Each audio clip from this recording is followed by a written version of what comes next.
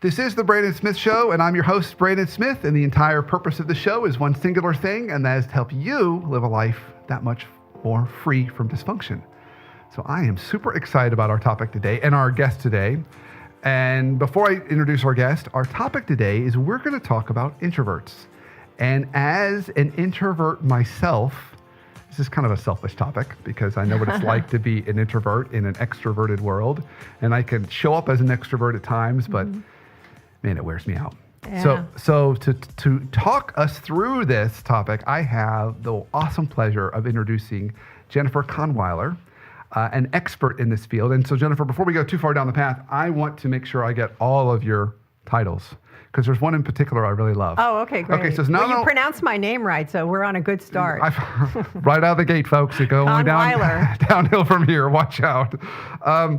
So you're a certified speaking professional, an author and global speaker, and you've written multiple books on introverts in the workplace, which is what we're going to kind of jam about today. But I love Champion for Introverts. Yes. That's a title I gave myself, actually. That's great. No, I heard from a lot of people. I'm all about it. We need a champion. I'm totally all about that. I'll explain that a little bit. I am an extrovert. So one of the first questions people say, why are you writing about introverts? And, you know, I've had a lot of experience like you working in many different organizations internally as a leadership consultant and externally. And I kept coming up time and time again with the concerns and challenges that people who were quieter, who didn't speak up first in meetings, you know, who got their energy from within, from solitude, the challenges they were having came up time and time again, and it really concerned me. And so I found, I guess I'm a counselor at heart. That was my background coming out. My first career was doing counseling in schools and in higher ed. And I was always drawn to support people and help them see the gifts in themselves. And so I guess I did consider myself that there was a need really almost for advocacy for introverts. Back when I started writing about 10 years ago, there wasn't much at all. People, it wasn't in the zeitgeist. I mean, people like you and me and others who had taken something called the Myers-Briggs or another, self-awareness assessment. And I had my aha epiphany. Really, we learned many of our lessons right in the workplace through our personal challenges. And so I learned. Amen. Yeah, amen. So 44 years. I usually stop when I give speeches and wait for everybody to applaud at that point. So Bill, my husband, is an introvert. We always laugh. He's also a curmudgeon. So that's an interesting combination. But, you know, I can relate. Can you relate? I can relate. At least that's what my kids would say. Well, you know, opposites do attract, as Paula Abdul sang.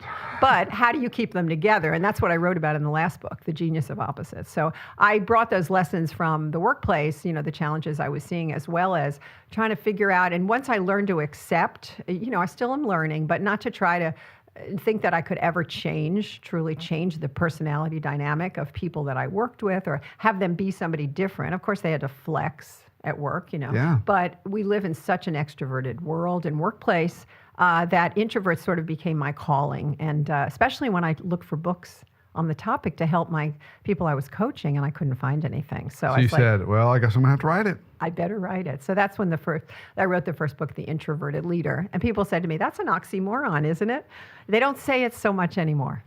So do you see that need for advocacy for introverts increasing, or do you feel like it's gotten the awareness it deserves and now it just needs to be maintained? Oh, no, we are just at I would say, the beginning of the pushing the rock up the hill. I think we're seeing some great examples of even some companies who are, a couple of my clients who are actually doing training in the area of how do you bring introverts into the fold? How do you help people also recognize that this is a personality characteristic. Nothing is wrong. It doesn't mean people are even shy. It just means that they process differently. So they're looking at introversion more in companies as a part of diversity. But that is just starting. You know, I always think about that people change faster sometimes, as you know, than work organizations. So I'm seeing just such a shift, as I mentioned, in sort of the awareness.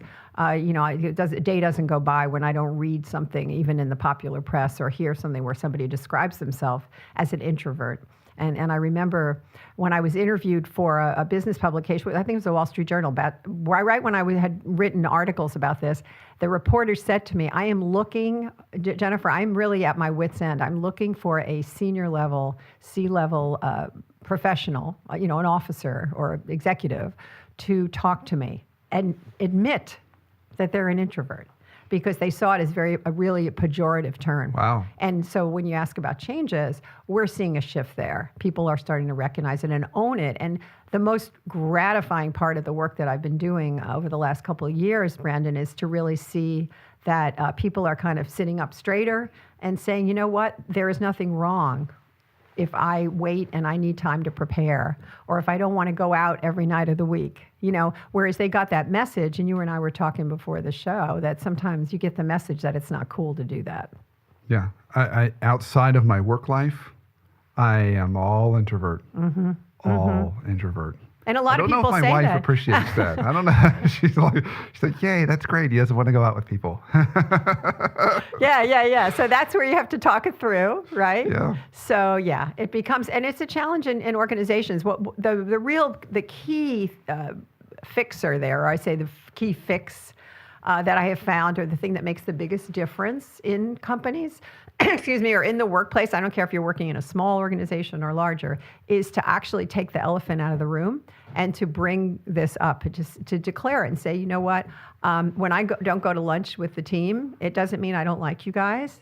I'll go once a week or whatever suits me, works for me. But if I don't get that downtime, I'm going to really be stressed out. Yeah. So most people, when they hear that, will be cool with it. They'll be fine with it. But we don't necessarily say that, do we? No, we don't. Okay, so I want to wind back things just a little bit. And I think for our listeners right now, one question might be in their mind is, okay, I think I know what an introvert is. Right. But what really is an introvert? Yeah. So if you were to give kind of some back of the envelope, either descriptions or definition, what would you say? Right. Well, the main differentiator is where you get your energy from. And introverts tend to get their energy from within themselves. They get energy from taking quiet time and from solitude. So that's right there, oftentimes the deal breaker for when somebody's deciding, am I an introvert or an extrovert? If you say you must have that, then you tend to be more introverted. If you say, it's nice to have, I like hanging out with myself sometimes, that you're probably more on the extroverted side. Extroverts get their energy from outside of themselves. So it's from, you and Isaac and all the people here. I would feed off of that. So I always laugh when people say, well, how do you write books? You have to be alone when you write books, right? And that's really true. But I also have to go, by 4:00, I have to leave my office or my home, wherever I'm writing, and go to Starbucks and have a conversation with the barista. Just to keep that energy going, because otherwise my energy depletes. Then I can go back to writing. So I think it's a really interesting differentiator, that energy. And there's other things that usually are markers.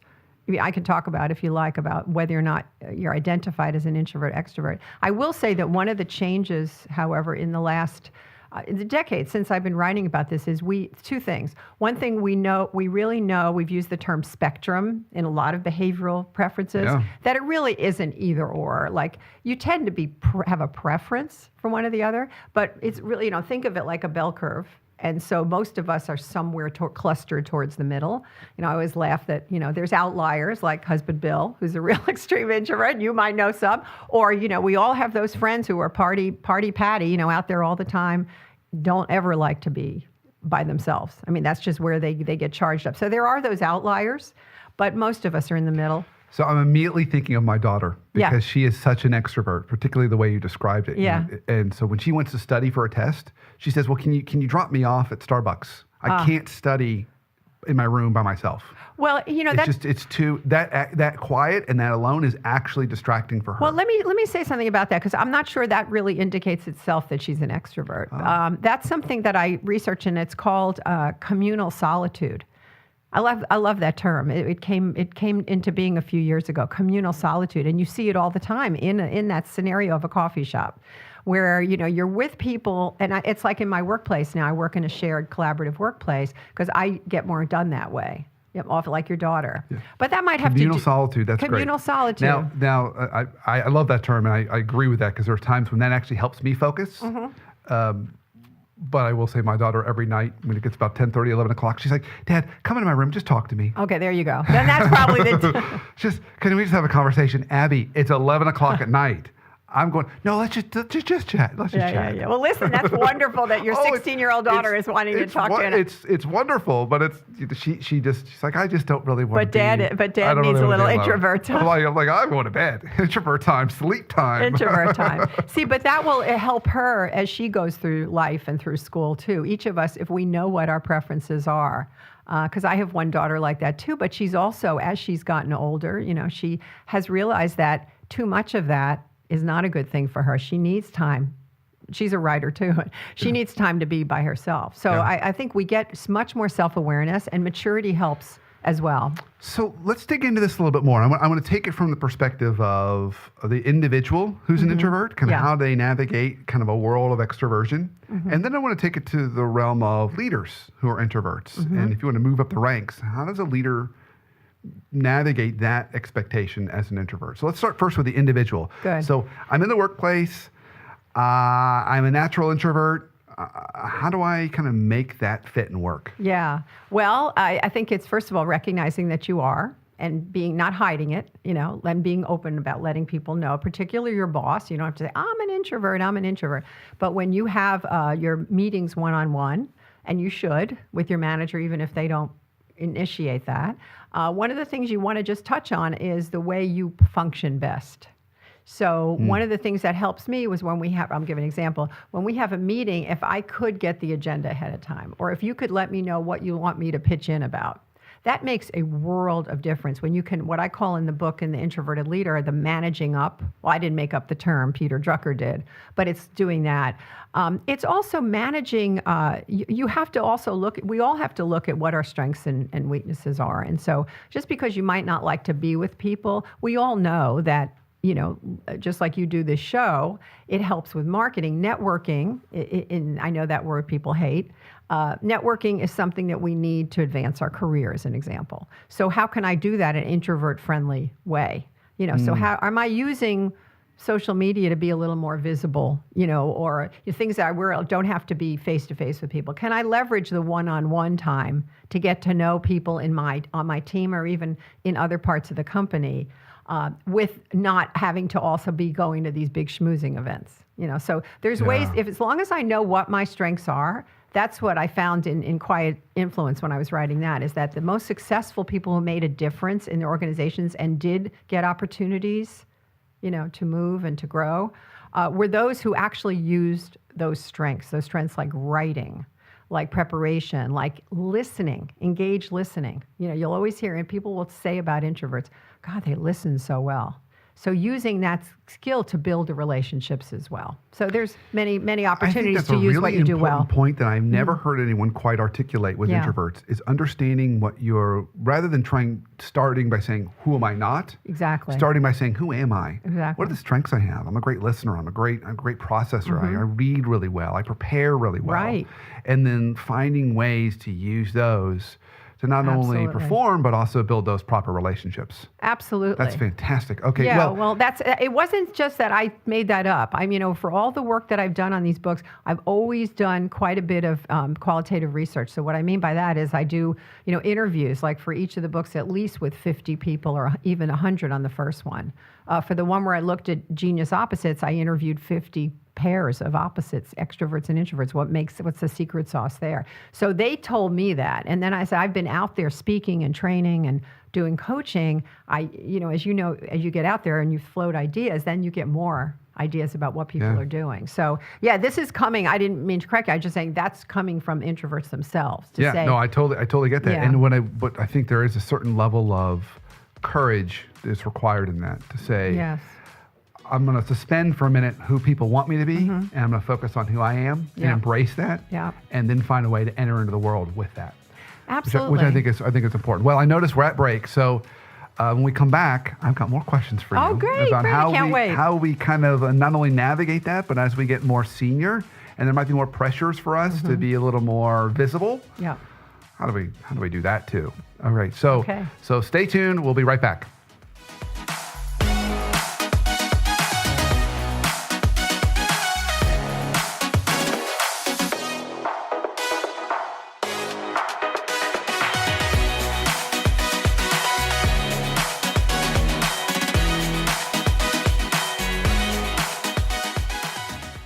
Hey there, this is Brandon Smith. I'm excited to be presenting at this year's SHRM Atlanta Conference on March 26th, 27th, and 28th. If you are an HR professional, you won't want to miss it. To say a little more about this event, here's Barbara Beldees, a volunteer leader with SHRM Atlanta.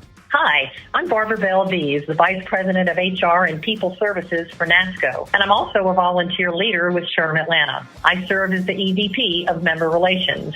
Our 2018 conference theme is Be the Catalyst. We chose this theme because if you're like many in the HR profession, you are an instrumental catalyst for introducing, managing, and driving change. Invest in yourself and join us at SOAR on March 26th, 27th, and 28th at the Cobb Galleria. Our conference team has identified an outstanding lineup of facilitators who will challenge and inspire those of you who are new to your career, emerging as leaders, or accomplished tenured practitioners. To learn more about the conference, go to www.soar.net. That's www.soahr.net. I hope to see you there.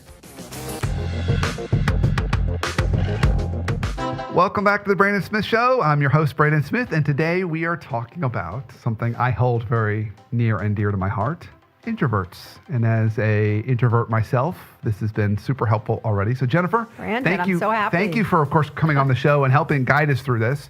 Right before the show, before the break, we talked a little bit about if we're an individual and an introvert, how do we kind of navigate some of those dynamics and managing up, you mentioned, and how do you kind of communicate that to your boss? Right. Now let's say, okay, our career's going well. We're getting more and more senior in our career. Right. And often what I find with my clients is there's more of a requirement to be a little more of a face Yes. to either your team or the organization. But you're an introvert. Yeah. How do you navigate some of Yes. those demands to be a little more public facing Yeah. and yeah. not always natural for you? Well, I love it because you're right. You are expected to show your face, if you will. And this advice, I think, is where my thoughts on this are really applicable to people who are rising up the career ladder too.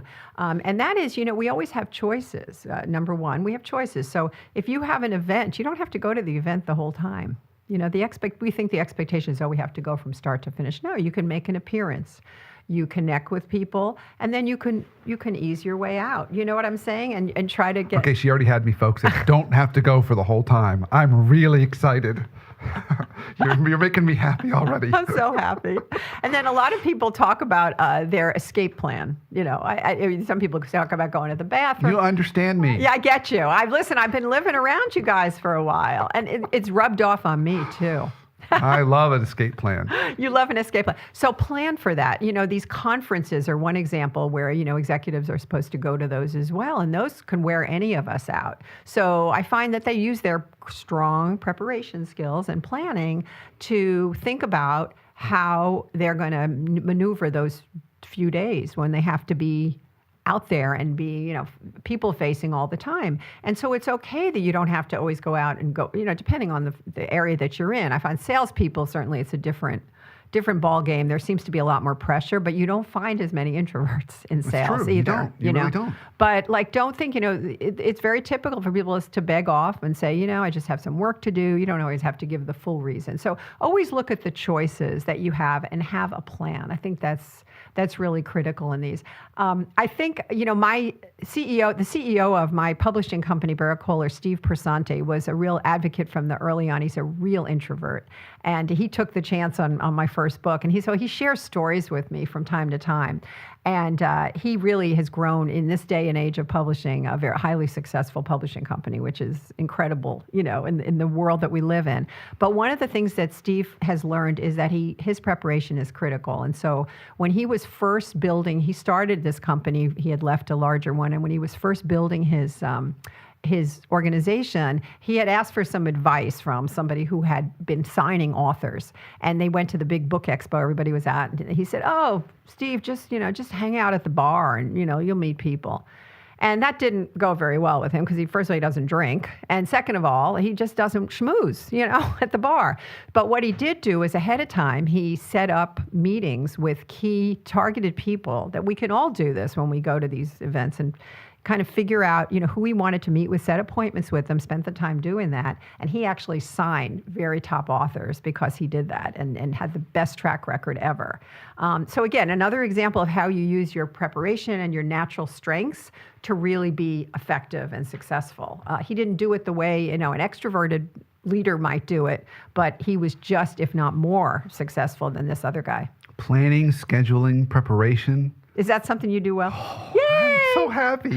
I don't know if I do it well, but it's much more comfortable for me. So, when I'm going into a meeting or conversation with somebody, what comforts me is knowing what the purpose is or the agenda and knowing what we're going to talk about. That settles me down. Yes. Not knowing where it's going to go or how long it's going to last heightens my anxiety. Exactly. And I don't know if that's just a normal thing or an introvert thing, but either way, I find that if I go in and say, here's a purpose or here's our agenda and here's how long it's going to be, it just it makes it much more easy for me to navigate that. And we need to look at what you're saying is so important because what we have to look at is how organizations miss out if they're not tapping into that expertise and the skills and the assets that brings and also affects performance of a team. So you don't want all people that are all going in there. I'm not saying they're all extroverts, but extroverts do tend to wing it a lot. Yeah, they do. So let's say they might not have an agenda. There's a little kind of schmoozing time. I keep using that word, but kind of like talk time. And then we get to it. Well, the introvert strength is to do the agenda, to come in with where are we headed, and and to wrap things up. One of the things introverts do very well is they synthesize. They'll take that information, they'll listen. And then, it's like the old E.F. Hutton commercial. It's like everybody leans in to hear. For those of you younger in the audience, it used to be a commercial where, this guy would just be sitting there. And at the end, he would start to talk and the whole board table would lean in because all these people were like, some people have told me, extroverts are like cackling geese. And the introverts like the great blue heron that sort of dives in, very quietly and makes the kill. And I'm so glad to be an introvert today. It makes me feel so good. And I'm wearing blue. I look like a big blue heron. You do. How did you plan this? See, you prepared. You knew I was going to talk about that. I knew we were going to talk about blue herons.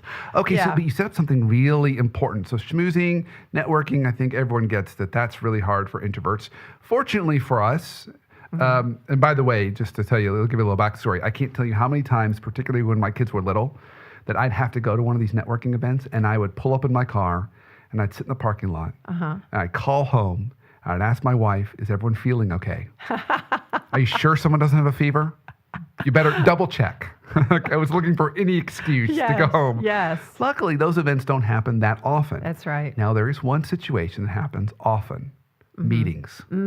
Absolutely. So I often have clients ask me about that, clients that are more introverted, and they're trying to figure out, extroverted clients have this problem too. It's trying to figure out what's the right amount of quality and quantity. Yes. Sometimes I have some extroverted clients right now. Actually, I have two clients right now. One is an extroverted female, and in the culture that she's at, this company, she's talking too much. So they're saying she needs to pull back, she's talking too much. Now I've got an introverted client of mine, a male, and they're saying he doesn't talk at all. Right. And when he does talk, he whispers. Yeah. Okay. And he's a VP, and we need to actually Uh-huh. hear him. So are there any tips you have for us on how we navigate that situation of meetings? Because that's also kind of how we get spotlighted or branded. Yes, we do. As, We do. oh yeah, she's adding value, or he's not, he's just listening.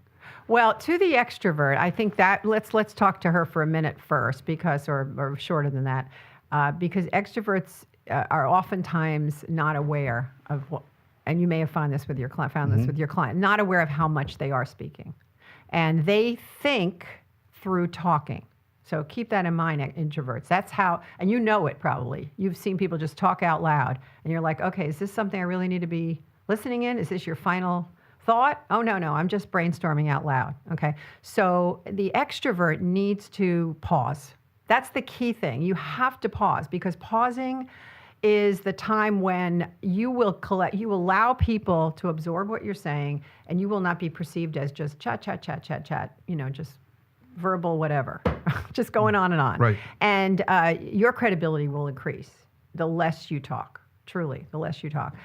So when you say things, they're things you've thought about. You're not just winging it. Now, to the introvert, this is a big issue in terms, as you say, perception, because the meeting culture, and particularly as you mentioned, right, in some cultures, it's like, interrupt, if you were just tracking it. Everybody's talking over each other.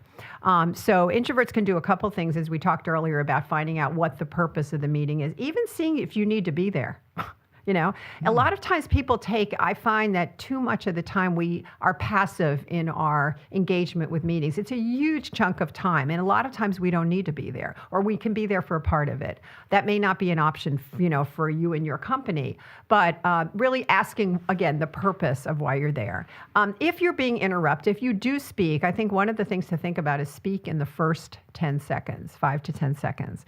People love this rule. I think I've called it lately the 5-second rule, a 5-minute rule. Sorry, I had the wrong. It's been I was a little fuzzy from vacation. The 5-second rule is what Sorry, happens not when the food falls on the ground. It's right. That's right. That's food right. falls on the ground in a meeting. That's what it was. You got 5 seconds to pick it up, but it's still good. That's a great one. I'm going to add that one. No, it's a 5-minute rule. So what it is if you say something in the first 5 minutes, even if it's just a comment about the agenda or you bring up a question, your voice is in the room, and it has subconsciously made you in the eyes of the other people there as well. So be aware of that as well.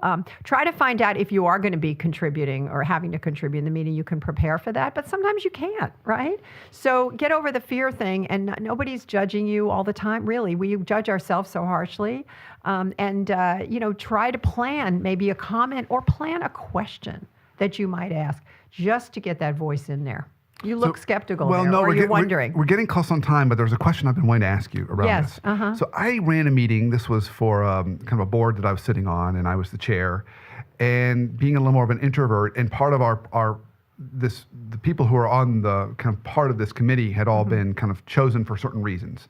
And there was a good number of introverts on the committee. And I wanted to make sure everyone's voice was heard.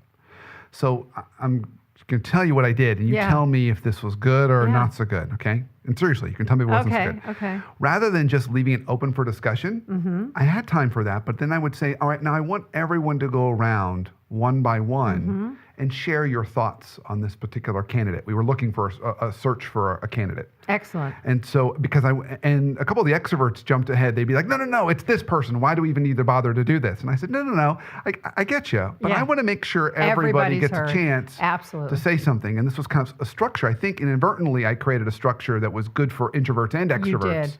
You did. Is that okay? It was beautiful because you're an aware facilitator. You're realizing we have to get everybody engaged, and that's the piece that oftentimes is missing. So as a facilitator, yes, ask for everybody. And I'll give you one more tip that people find immensely helpful. Even in the scenario you just described, ask everybody to write down their response before you go around. Oh, great. Because what that does is you get a quality response even from the extroverts who are just, instead of winging it, they're thinking about it for a minute. The introverts will so appreciate that, the chance to let me think, okay, what's the pro and con on this person? Okay, then I can say it. They may know that, but giving them even just a minute, it's incredible in the difference it makes. So you might want to add that, but you did a great job without knowing that you were. Every once in a while, was it a blind squirrel finds a nut? Blind squirrel. And I'm about to have my annual physical, and I promise they'll come back and say, yep, blind it is. Well, Jennifer, this has been so incredibly helpful. I notice we're getting close on time, so I ask all my guests this final question. What's one life hack you could offer us to make our lives that much healthier and that much more free from dysfunction? It could be personal or professional. Yes. Take quiet time. Build it in any time during the day. It's never too late to start your day again. Extrovert or introvert? Everybody. Okay. This one does, anytime. She's raising her hands, folks. At the red light, turn the radio up. I'm raising my hands for the radio people, yes. So, take that quiet time, and you will see a big difference in your life. Yeah, we really need that today, too, with time being such a precious resource and everything being urgent all the time. That's why the we rise, really need that. Totally, and that's why the rise of the introverts could not have come at a better time in our world. Yeah. Well, Jennifer, So- you are an absolute gift. If people want to Thank learn you. more about you and what you're up to and your new book that's coming out? Yes, it's a new old book. Yeah, but that's exciting. new old book. Yeah. So we have it on the video, people. You can see we're pointing to the Introverted Leader. So after 9 years, I revised and expanded and did a whole new refresh of the Introverted Leader. Lots of new tools, ideas, stories from readers. Very excited. It's coming out on March 6th of 2018. So you're around the time this podcast is coming out. Yep. And then also The Genius of Opposites is the latest book, and that's how introverts and extroverts make it work and extraordinary results together. So I have 5 steps. And all of Is my that professionally or personally too? professionally, but it Okay. can be used for professionally. Workplace is, like the Brandon Smith soul, but Yeah. it segues over. A lot of people buy it to understand their spouses or partners. And so, that's a 5-step model. And I have a process and a model in each of my books to make it more structured and organized. And then Quiet Influence I mentioned. And then, so the Introverted Leader, I'm very excited about. So Is there a place they could go if they wanted to explore all those? yes, Amazon. No, you can go to my website. I'm very present on social media. I'd love to interact with people. I'm on Twitter, and you can get all the links. And I your think on the website show is? notes. Oh, thank you for the prompt. It's my name. If you can spell my name, you can get it on my website. Jennifer Kahnweiler. So it's KAHNWEILER.com, and everything is there that you need, and free quizzes to determine how well you're doing and all that good stuff. So thank you so much. Fantastic. This was such a great. pleasure. This was great. Well, I think this is the beginning of more of these. Yay. So, and thank you for listening. Continue to keep up the fight against dysfunction. Every Sunday, we drop a new show, 9:30 p.m. Eastern. And of course, you can follow us on Facebook.com/Brandon Smith, WPT for Workplace Therapist, and Twitter at the WP Therapist. And if you're watching this, be a subscriber on iTunes, The Brandon Smith Show. And until our next show, have a great week and an awesome life. Bye, everybody. Bye, everybody. The Brandon Smith bobblehead said bye.